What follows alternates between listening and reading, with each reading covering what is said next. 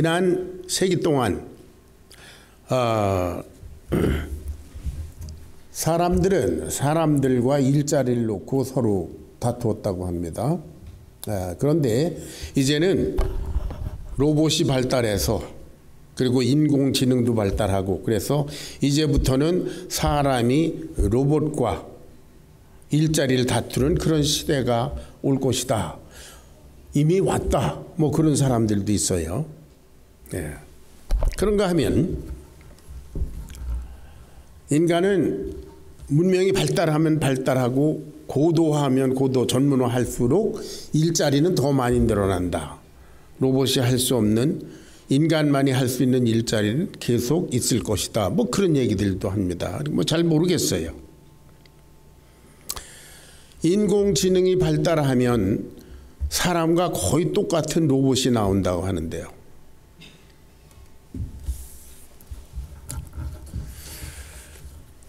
사람 같은 로봇이 나온다. 그런데 우리들은 오늘날 로봇 같은 사람으로 살고 있지 않나 그런 생각을 문득 해보게 됩니다.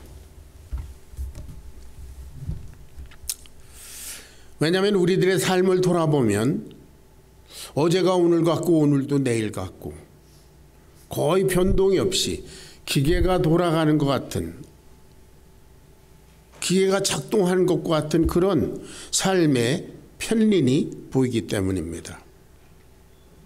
이제 금년도 마지막 몇 주 남겨놨습니다. 어김없이 작년처럼 이렇게 크리스마스 트리가 다시 등장했습니다. 금년 한 해를 돌아보면서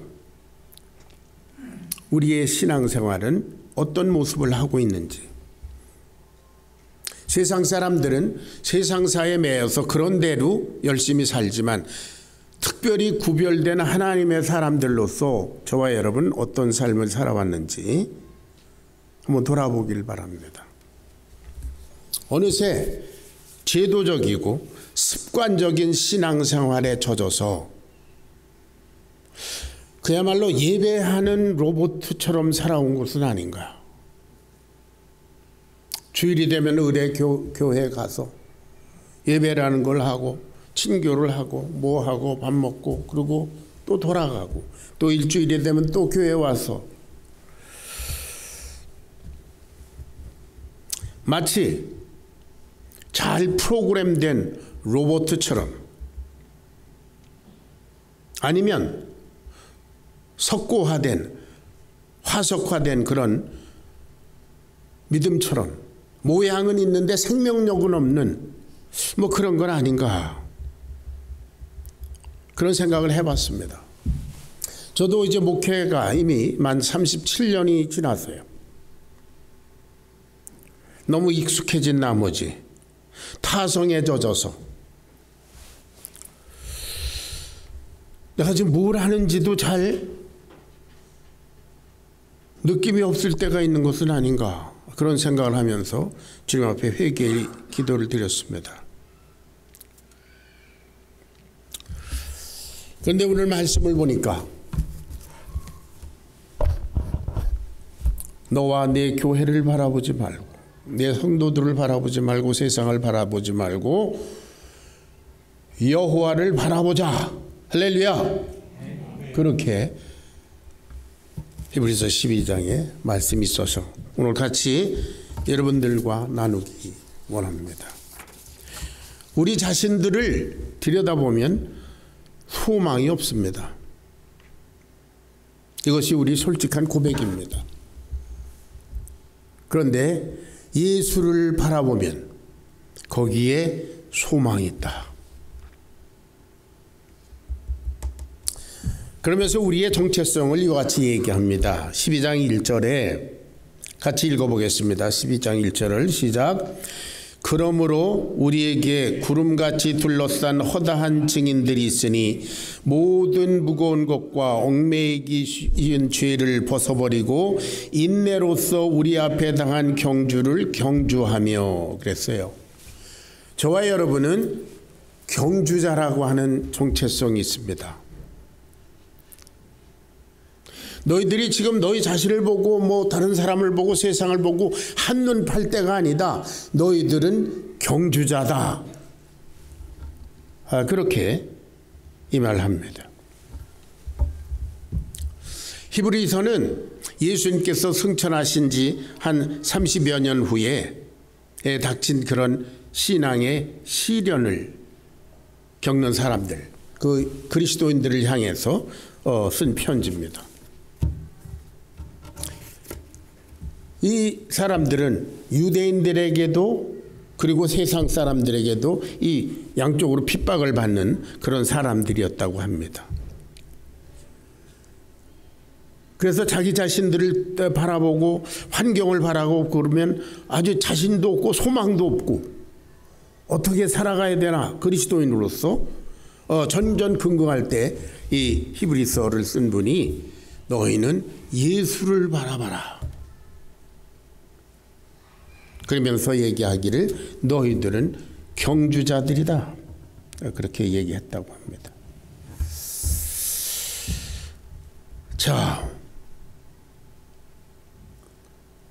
오늘날 저와 여러분들도 안팎으로 도전을 받고 있습니다. 세상으로부터 우리 그리스도 신앙은 말할 수 없는 도전을 받고 있어서 정말 걱정스러운 것이 우리 다음 젊은 세대, 어린 세대들입니다. 교회는 점점 늙어가고요. 젊은이들은 더 이상 교회를 찾지 않고요. 이 시대는 진리에 대해서 무감각하기 시작했습니다. 너무 살기가 좋고 너무 할 일이 많고 그러다 보니까 진리에 대해서 관심이 없는 시대가 돼버렸어요.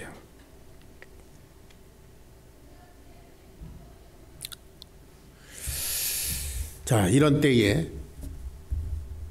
저와 여러분 그리스도로서 어떤 삶을 살아야 되는가? 우리는 경주자들인 줄로 믿습니다. 우리는 어떤 경주자냐? 이미 운명이 결정됐습니다. 천국을 향해서 가고 있는 경주자들입니다. 우리에겐, 저와 여러분에게는 더 이상 선택이 없습니다.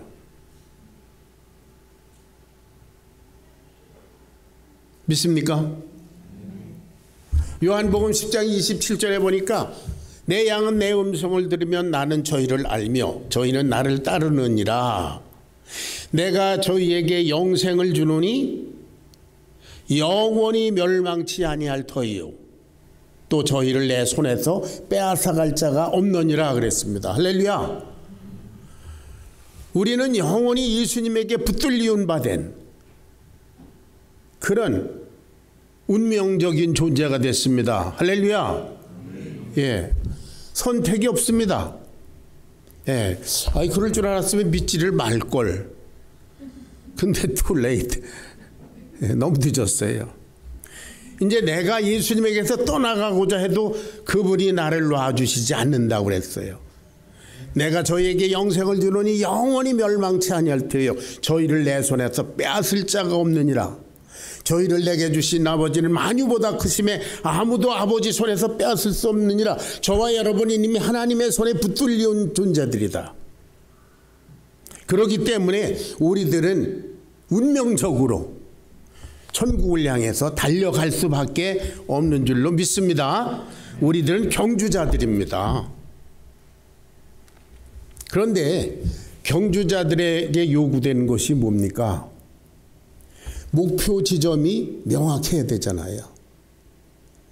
경주자가 아무데나 뛰어다니지 않지 않습니까? 우리의 목표 지점이 뭐냐? 천국이 잘 안 보여요. 천국을 향한 목표 지점이 어딘가? 예수 그리스도인 줄로 믿습니다. 예수님을 바라보고 그분을 목표로 해서 달려가면 거기가 천국이다. 뭐 그런 얘기입니다. 예수 그리스도를 바라보자. 그리고 히브리서 11장에 있는 수많은 선진들을 예를 들었습니다. 우리에게 구름같이 둘러싸인 허다한 그런 증인들이 있다. 아벨로부터 시작해서 에녹으로 해서 노아로 아브라함, 이삭, 야곱, 사라, 그리고 기드온, 바락, 삼손, 사무엘, 다윗, 수많은 믿음의 선진들의 얘기를 11장에 했습니다. 이 사람들은 오직 하나님 나라 거기에 목표를 두고 전력 질주한 그런 인생들이다. 우리들은 그 결과의 시대에 살고 있습니다.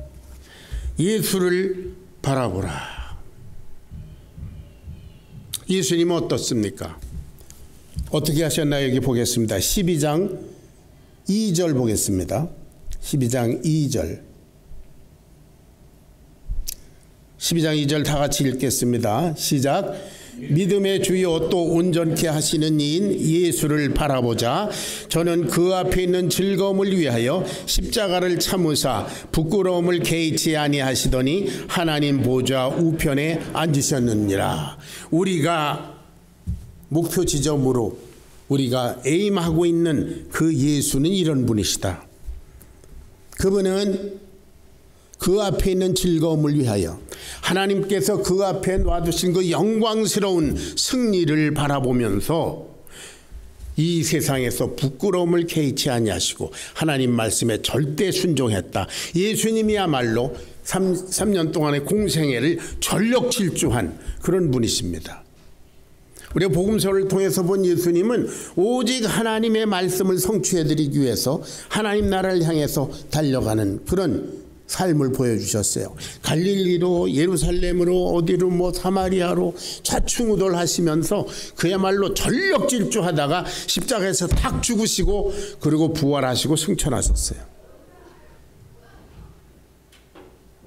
그런데 저와 여러분, 그 예수님의 제자요, 그 예수님을 주로 모신 저와 여러분의 오늘의 삶은 어떻습니까? 우리는 목표 지점을 명확하게 인식하고 있습니까? 그리고 거기를 향해서 우리는 지금 생명력을 가지고 달려가고 있습니까?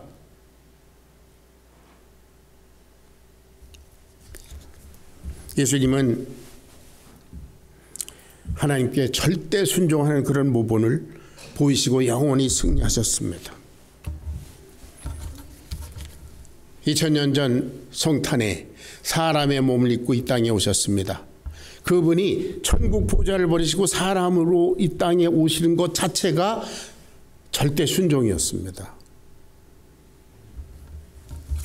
그리고 십자가에 죽으셨습니다. 그것도 절대 순종입니다.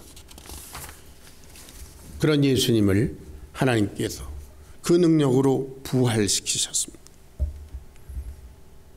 그분의 삶이 우리들의 롤모델이요 우리 그리스도인들의 목표입니다. 자, 그는 믿음의 주요 또 온전케 하시는 이입니다. 믿음의 주, author of faith, 믿음을 시작하신 분, 우리가 어떻게 살아야 하는지 우리의 믿음의 본을 나타내신 분이시다. 그리고 또한 우리를 온전케 하시는 분이시다. 온전하다는 것은 무엇입니까? 깨어지고 부서지고 불완전한 것을 다 짜맞추어서 하나의 작품을 만드는 것을 온전케 한다, 그렇게 합니다. 우리의 부서진 믿음, 우리의 조각난 인생들을 다 짜맞추어서 하나님 보시기에 아름다운 걸작품으로 만드시는 그런 분이신 줄로 믿습니다.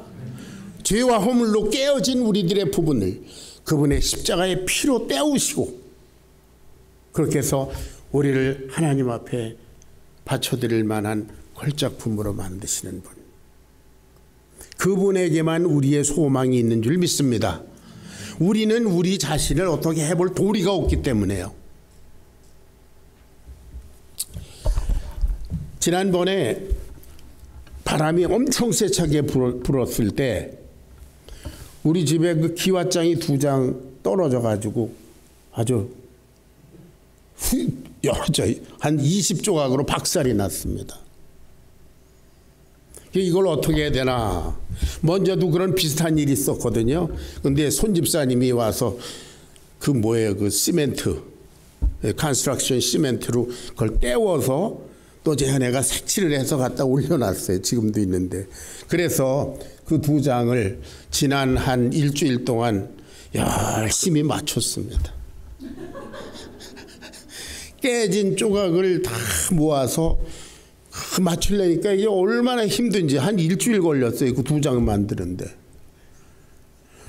조각조각을 다 맞춰놓고 그리고 그 시멘트로 그 중간을 발라서 털썩 쓰러지면 또 바르고 뭐 괴어놓고 일주일 걸렸어요. 이제 색칠만 해서 올려놓으면 되는데 제가 사다리 높이 못 올라가기 때문에 이제 손집사님 또 오셔가지고 박아주셔야 됩니다. 자, 그 기와장 깨진 걸 맞추면서 은혜를 받았어요. 이 깨진 기와장보다 더 박살난 인생, 나의 인생.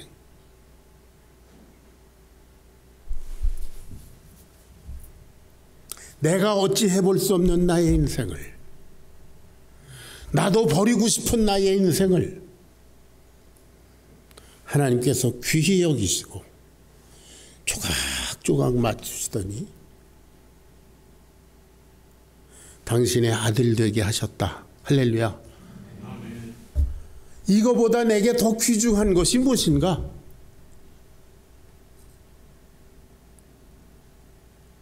나를 그렇게 만드신 하나님을 향해서 달려가는 것보다 내 인생에 더 귀중한 것이 무엇일까?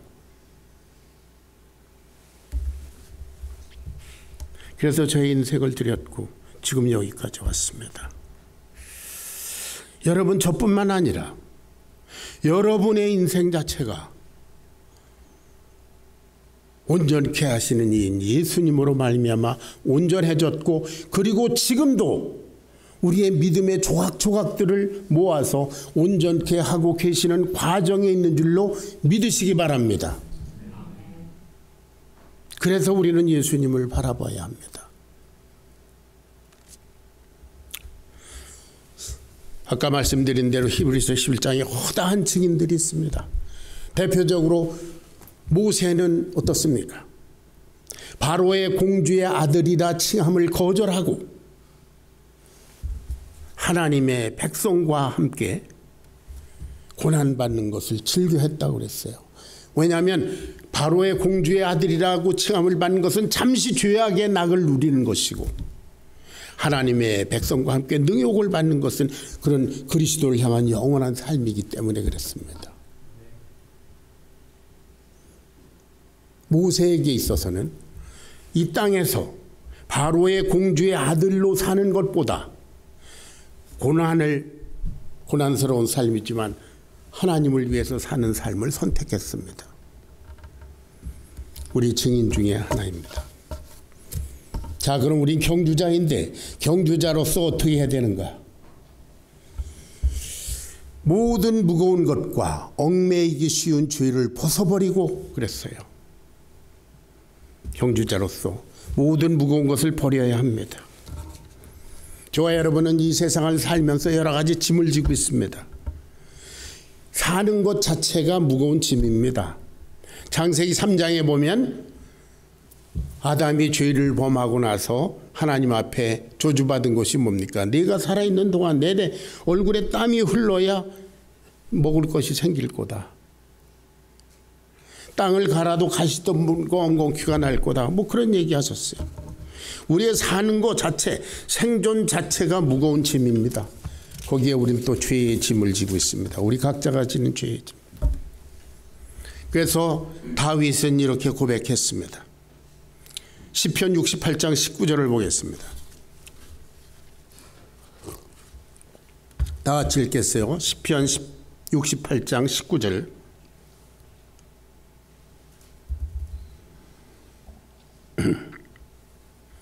다 같이 시작. 날마다 우리 짐을 지시는 주 곧 우리의 구원이신 하나님을 찬송할지로다. 예.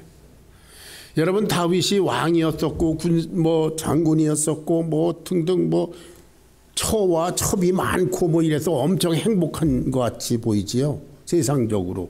근데 그 사람은 그게 다 무거운 짐이었던 겁니다, 사실은. 여러분, 왕으로 산다는 게 얼마나 무거운 짐입니까? 장군으로 산다는 건 죽기 아니면 죽이기 아니면 죽기예요. 얼마나 무거운 짐이에요. 처와 첩들이 엄청 많았잖아요. 그 여자 하나 하도 힘든데.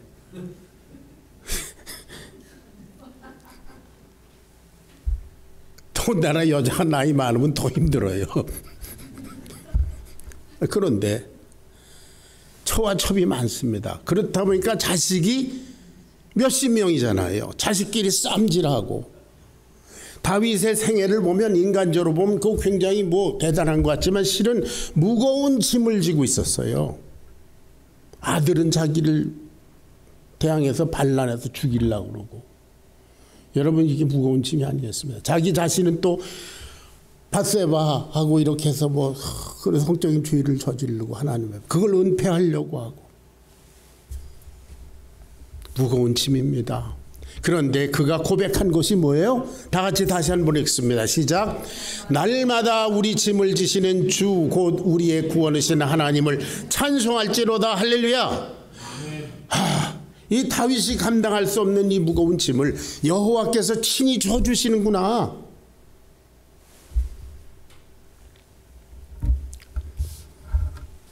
우리 주님께서 저와 여러분에게 일찍이 말씀하신 그 유명한 말씀 있죠? 마태복음 11장 28절 다 같이 시작. 수고하고 무거운 짐진 자들아 다 내게로 오라. 내가 너희를 쉬게 하리라. 이 무거운 짐을 벌써 그 앞에 갖다 내려놓는 모든 무거운 것과 얽매이기 쉬운 죄를 벗어버려라. 예수님 앞에. 그런가 하면 죄의 짐이 있습니다. 우린 과거에 지은 우리의 죄가 있고요. 그 죄를 짓고 나서 그 죄의 의식이 있고요. 아직도 우리를 괴롭힙니다. 그런가 우리 속에 아직도 부글부글 끓는 죄를 짓고자 하는 그 죄의 성품이 있습니다. 안팎으로 우리는 죄의 문제에 시달리고 있습니다.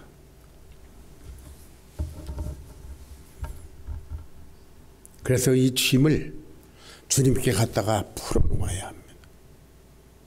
모든 무거운 것과 얽매이기 쉬운 죄를 벗어버려라. 죄는 영육간에 우리를 결박하는 것입니다. 죄는 우리가 스스로 죄를 해결하려고 그러면 끝없이 계속 우리를 옥죄고 죄가 죄를 낳고 그래서 우리는 거기서 움츠고 뜰 수 없이 결박되게 마련입니다. 그러나 예수를 바라보자. 그리스도 예수 십자가에서 저와 여러분의 과거의 죄와 현재의 죄와 미래의 죄가 완전히 해결될 줄로 믿습니다. 그래서 우리는 십자가를 통해서 저와 여러분의 인생을 재조명해야 됩니다. 나같이 쓸데없는 것 이게 아니라 이 죄 많은 것 이게 아니라 앞으로도 또 죄를 또 질 것 이게 아니라 예수님의 십자가를 통해서 죄를 용서받고 현재 우리 속에 끓고 있는 죄의 큰 성을 지배받고 앞으로 지을 죄까지도 용서받은 그러한 고귀한 존재로서 우리 자신을 재해석하게 됩니다. 하나님께서 당신의 아들의 생명을 우리를 위해서 주실 만큼 우리는 하나님 앞에 심히 기뻐하는 대상이다. 할렐루야. 새롭게 우리 자신을 재평가하게 됩니다. 그래서 우리 주님께서 사도 바울을 통해서 우리들에게 말씀하십니다. 에베소서 4장 22절부터 24절까지 같이 봉독합니다. 에베소서 4장 22절부터 24절. 우리 지난번에 암송 규절이었습니다. 다 같이 시작. 너희는 유혹의 욕심을 따라 썩어져가는 구습을 따르는 옛사람을 벗어버리고 오직 너희의 심령이 새롭게 되어 하나님을 따라 의와 진리의 거룩함으로 지으심을 받은 새 사람을 입으라. 여러분, 다 벗어버리고 그리스도 예수를 바라볼 때 우리는 그를 닮아가게 마련입니다. 이것이 하나님의 우리를 향한 소원입니다. 자, 마지막으로 주님을 닮아가는 그 삶에는 어떤 것이 있는가? 징계라는 것이 있습니다. 여기에 보니까 하나님께서 그 사랑하시는 아들마다 징계하신다 그랬는데, 이 징계란 영어 성경엔 디시플린이라고 번역되어 있습니다. 훈련. 마치 조각가가 돌덩어리에서 돌을 쪼개내면서 어떤 형상을 이루어가는 것처럼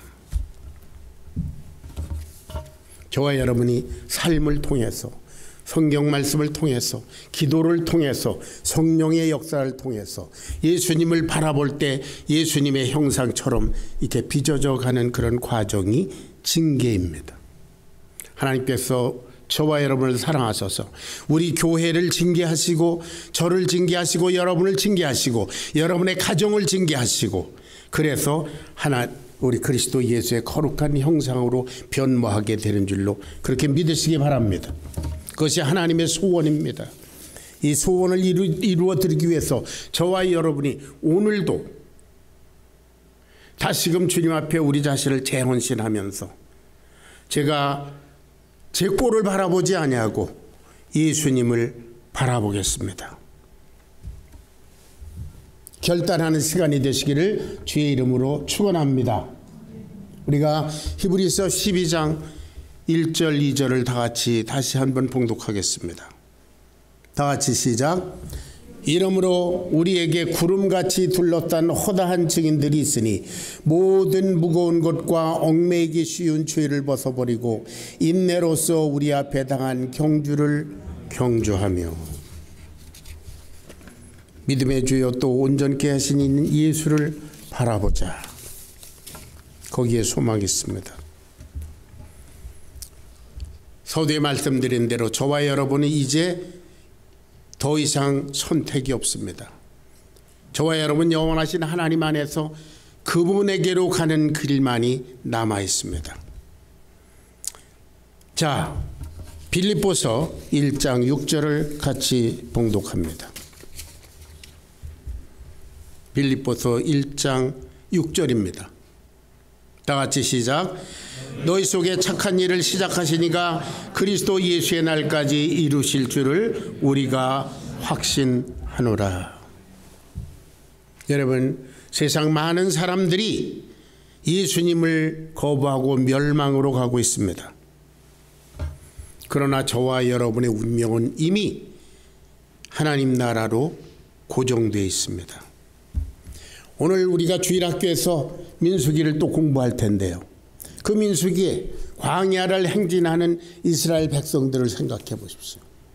그들에게는 이미 애굽을 떠날 때로부터 가나안 땅에 들어가기까지 하나님께서 확정해 놓으신 하나님의 섭리가 있습니다. 그래서 어찌하든지 그들은 가나안 땅에 들어갔습니다. 그런 들어가는 과정이 어떠한지는 그들의 몫입니다. 이와 같이 하나님의 섭리 가운데 부르심을 받은 저와 여러분은 이미 천국 주님의 나라를 향해서 가게 돼 있습니다. 거기 가기까지 우리의 삶은 저와 여러분의 몫입니다. 생명력 있는 그리스도인으로 살든지 아니면 로봇 같은 그리스도인으로 살든지, 너희 속에 착한 일을 시작하시니가 그리스도 예수의 날까지 이루실 줄을 확신하노라. 여러분, 예수님을 바라보시기를 주의 이름으로 축원합니다. 기도하겠습니다. 아버지 하나님, 이 귀한 날, 주님의 날 주님께 예배드리면서 동시에 우리 자신의 자화상을 조명해 보게 해주셔서 감사합니다. 그동안 우리의 눈길이 어디를 향하고 있었는지 이 시간 주님 앞에 재헌신하며 우리의 첫 인생의 초점을 주님께로 향하는 그런 결단이 새로워지도록 하나님 인도해 주시옵소서.